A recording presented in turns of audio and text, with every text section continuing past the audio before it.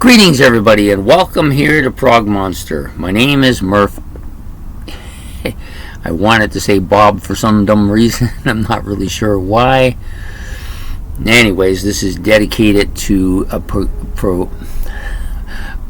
progressive rock and other forms of rock music. I got that Bob thing in my head.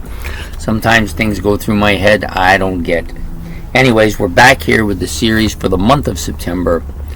Day 21 now. I think I may have screwed up the numbers a little bit in the last few days, but today's 21, battle number 21.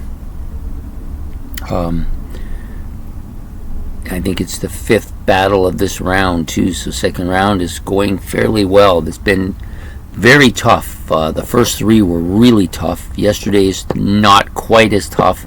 Today's is going to think it'd be a little bit easier on me. Pretty much knew going in what I thought would win, and I haven't changed my mind. The gap isn't as big as I originally thought, though. So we have Semiramis and their album Dedicato, Afrazz. I believe that's how you say it. They are on the Trident Records label, or was recorded at Trident Studios. I'm not sure, one or the other. And the album was released in 1973. I believe this is an Italian band. I could be wrong, but I think that's Italian I'm hearing. The vocals are very high range, but really articulate. Really, like, the guy enunciates very well.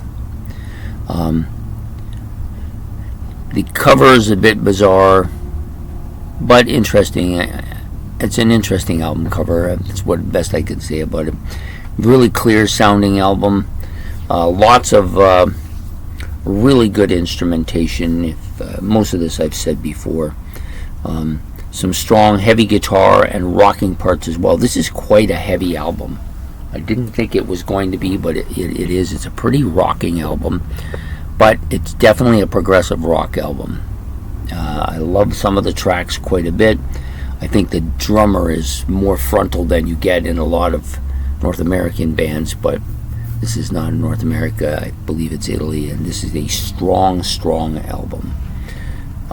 Going up against its competitor, which is the album Creation by the Werewolf.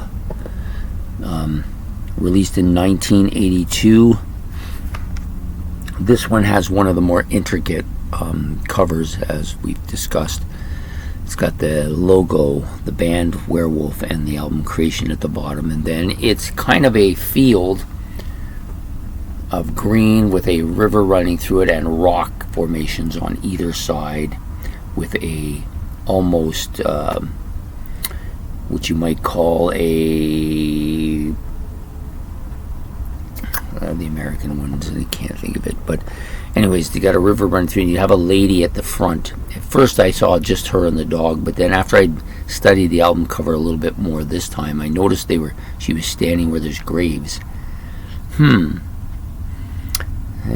not sure what that's about. Obviously this album is probably, I'm gonna guess, is probably a concept album of some sort. I'm not sure what it is. But really, really strong cover, and then you also have some really strong stuff here too. It's got this kind of very heavy classical guitar bit that they play. Pretty much, it's fairly common in the album, I think. You have a female vocalist who's really strong.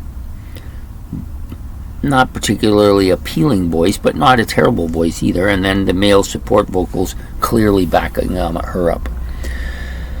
Some up-tempo, almost reggae-like guitar playing in this, which is kind of weird. If you see the album and you hear the music that comes out of it, and then all of a sudden you got this kind of reggae-like guitar, it's kind of different.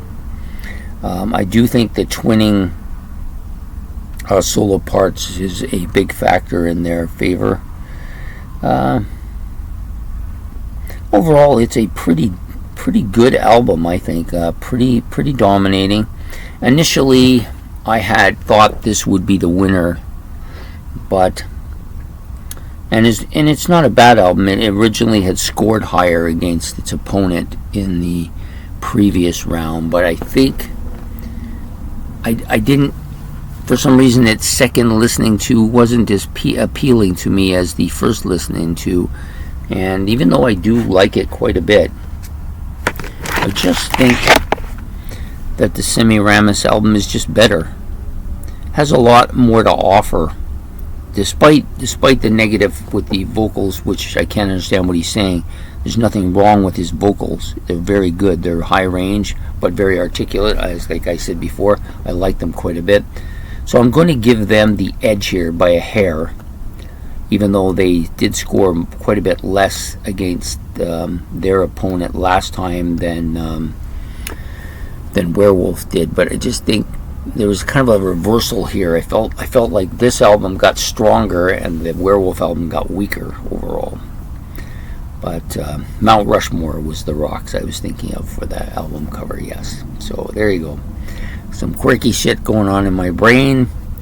And Semiramis is going to move on to the next round, taking out Werewolf. And yeah, there you have it. So please make your comments about the two bands below. It's much appreciated. Any comments you make about them make me check stuff out or whatever is good. Maybe there's something I missed that needs to be addressed. Who knows? And so please like.